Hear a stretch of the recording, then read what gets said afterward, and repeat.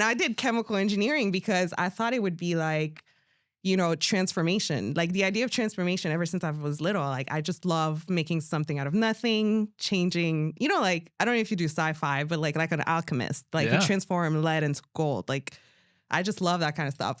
But then in the real workplace, it's way slower and you don't see the transformation and it takes years. And, it's kind of very like demotivating for me. So there's two things I regret about leaving my job. The first one is not doing a sales job like with a corporation to understand that part of things because I've always been like either engineering or manufacturing. So I can do those things, but sales is like one of my weak points. So I regret not doing this while I was getting a steady paycheck. And the second thing I regret is not doing it sooner. I should have done it way sooner because there was a lot of things I needed to put in place and a lot of things I needed to learn that I didn't have time to. And ultimately what made the decision for me is our acquisition kind of slowed down. It peaked the amount of time. So you were saying, how does she do it? Like I did it up until a point where I didn't have enough time to do everything that I needed to do.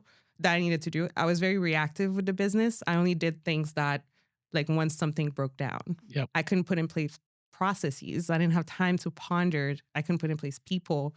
So I was like, if I want to keep the business as it is, if I want to protect what we have, I have to quit so I can build the foundation. So it's like we built a house on dirt. So I have to go back and put some piers in there, like I had to like work on my footings and stuff. And it's been a ride. It's been a ride. Yep. Yeah. But there's something about it that's like intoxicating. Absolutely. To where I talk about this with entrepreneurs all the time. Like people look at it and they see the results, and so they see the winning moments, and they see the championships, and they see all the benefit. But a lot of times people don't see into how freaking hard this can be.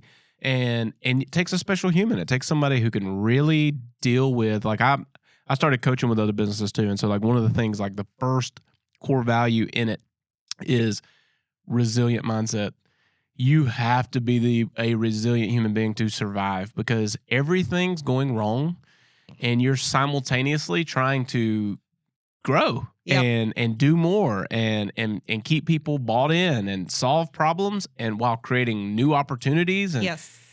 And you can't get bogged down with it. It's just part of the process. Like you're going to win, you're going to lose. It's going to balance out and you're going to fall somewhere in the middle. And then sometimes you're going to lose more and you win. And then other times you're going to win more and you lose. And like there is no like balance. You don't get to leave it at the job. No, it's not your life. And so, flipping that switch, sometimes I think like people sit on the fence for a long time because when you do it, you're responsible. Yeah. For yourself. No, for sure. And a lot of times, like you feel like, I don't know if I want that responsibility, I think to that, I'd say that having a resilient mindset, and if in your moments of weakness, make sure you have the right support system. I could tell you how many times, like the self-doubt like accumulates because when so many things snowball and go wrong, you're just like, what? So I have to go, I just like get in my feelings. I just get a way that Derek identifies and he just like talks me back from the ledge. Like, like it's okay, just take a step back. And to that, having people who can help you identify when you're like too far in your head, when you're not being resilient, when you're burning out is so key. And also trying to put in place processes to prevent that. You don't have to get to that point, right? Making sure you're asking for help, making sure you're not isolated. Because that's something that happened to me initially. It's like, I think I thought, okay, now this is my whole job, right? So I need to be out there working. And time has a funny thing like of filling up. Like we were talking before, if you have the time, work is going to find you. Yep. Right. So I was doing like all sorts of things that wasn't growing the business, that wasn't, pushing the envelope. It was just like maintenance, operations and stuff. Right. So I think it's really important when you're doing that to have like, and I feel like I reached out to you a couple of times, right? And I was just like sharing with you what I was experiencing. And you're like, hey, you need to talk to my friend Steve one of the times.